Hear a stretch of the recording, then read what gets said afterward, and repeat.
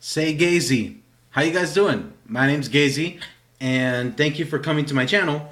What I want to talk about with you is books. This episode or vlog entry is going to go in my In the Beginning Was the Word book club. And it's a playlist on my channel, because I have a couple. It's a playlist on my channel where I talk about a bunch of different books that I've read and or are reading and enjoy or have enjoyed, and I want to share them with you because I think, just as the title of the playlist, in the beginning was the Word. In the beginning was the Word, and the Word was God, and the Word was with God. Now that is religious. It's Christian. It comes from John chapter 1 verse 1 in the Bible, and I'm a Christian, as you guys well hopefully know. It's a verse where it talks about Jesus Christ, and it's the allusion is or the allusion is that Jesus is the Word, and he's an action word. He's a word that was incarnate, and it's the Word of God. The Word has power, and these words have power too. Now, I'm only holding one, but there are two books I want to recommend because they go together. Now, presently, in my final year of college for my bachelor's degree, and that it's evaded me ever since, ever since I graduated high school, going to college and trying to study something.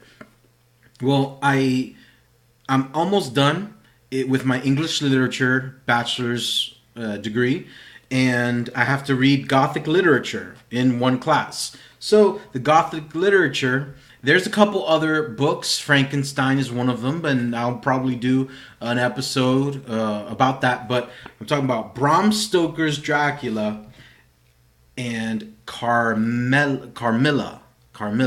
So these two books revolutionized. Let me get there.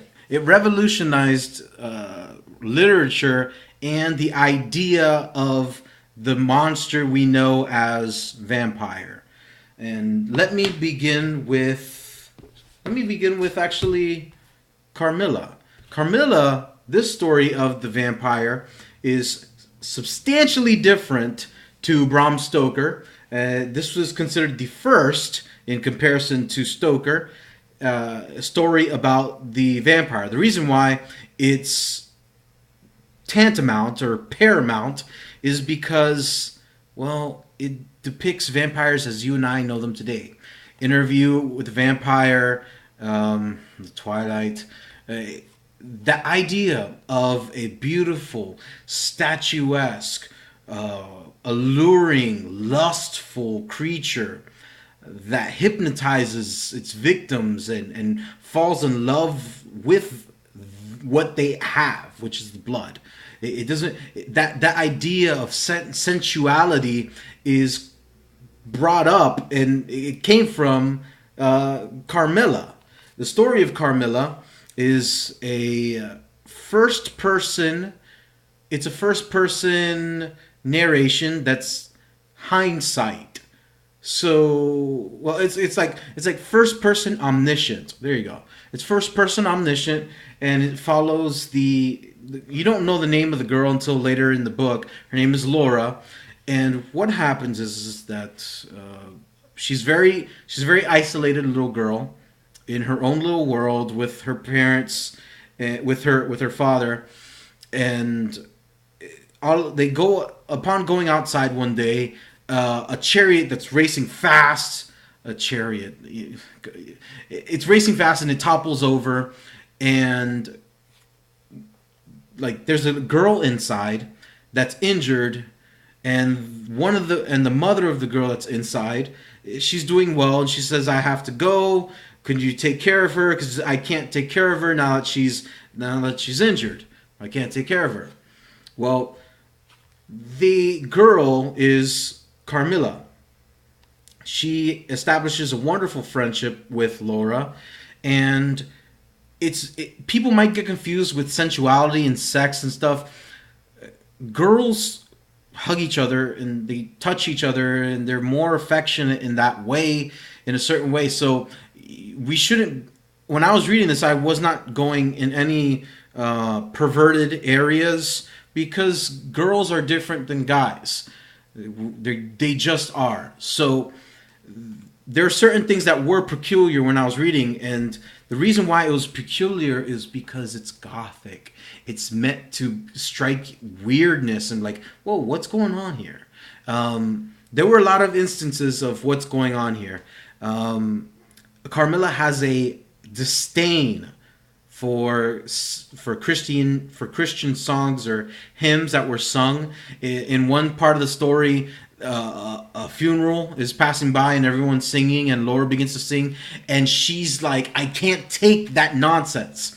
Another part is in a conversation with her father and Carmilla, where her father they're talking about nature and God, and then she gets very offended at the idea of God. And it keeps on going, and there are different tropes that are established here that resonate here. The idea of the mysterious hunter that comes in from nowhere, Van Helsing, who's also a doctor and is also well known with regarding to vampires. So you know about vampires, but I don't want to spoil this for you. This is an amazing short book. You will love it as I loved it. I know you will, because I definitely love the story. It's first person omniscient, so it was a really easy read. It was really easy read to get through.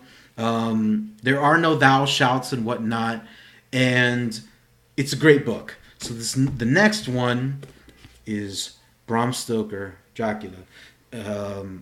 If this is not in the top 10 novels of all time, I would be surprised. This is one of the greatest works of literature, and what is mind-boggling is that this is not a third-person omniscient. This isn't a first-person perspective. This is told through diary, journal, and medical notes. It's crazy. Well, what do you mean diary, journal, medical notes? That is how the story is being told of Dracula. It's not this. It's a narrative that's consecutive. However, because it's told in different notes and different journals, what Stoker was able to do was that he's able to take your perspective from the main character of Jonathan Harker. He's the first character. From Jonathan Harker and his notes that he took, you now go to, I believe her name is Mina. I'm forgetting her name. Well, his bride, the girl, his bride to be, it goes into her journal and notes, and then she correlates and talks. She writes down about conversations she's had with her friend Lucy, and then we get involved into Lucy's perspective, and then we get involved into her. Who would end up being her fiance's perspective. And because this masterful usage of taking different perspectives and continually narrate and continuing a narrative about this story, wow, I never knew that literature can do that. I was mostly accustomed to told stories and narratives and whatnot, or I was not. This is new, and it blew my mind. The second part is all of the tropes of vampire. You see the obscene strength. There's always an ominous there's an ominous ambience that's always around. Something's happening. Like there are wolves that are always howling. Of course, Dracula, he's different. He's entirely different. He's an elderly person. He has a mustache. That's what he says here. He has a mustache. He doesn't have a reflection. In the castle, he doesn't have a reflection. He climbs down from his castle like a lizard. I know bats, sometimes they crawl and stuff, but they do that. There's the appearing out of nowhere and from nowhere, being like in like an animation in the coffins. That is true, but they are wide awake. They're wide awake during that time. The large amount of strength, the not, of course, not the not need for like for anything spiritual. Of course, the disdain for that. In Carmilla, there's actually the note of garlic. In Dracula, there are notes of charms, and like charms that they would get. It's great, and so I'm almost done reading Dracula for my texts in class as regarding Gothic literature. I'm really happy, and I wanted to share that with you. That these two books, if you don't like Twilight, these are legit vampire stuff. You'll enjoy, and everything you know about vampires, it comes from here. When when like the Easter eggs get dropped here, you're gonna be like, nice. So I just want to share all that with you in this segment of In the Beginning Was the Word, the book club. Let me know if you read these books and tell me what you thought. Find me on Instagram, Facebook, Twitter, Outlet Podcast. On Instagram, it's outlet_podcast. Like and subscribe. Share it with your friends who have to do tests or whatever on Carmilla or Bram Stoker's, Dracula. Share that with them. Maybe they'll get an A or whatever. My name's Gazy. Say Gazy.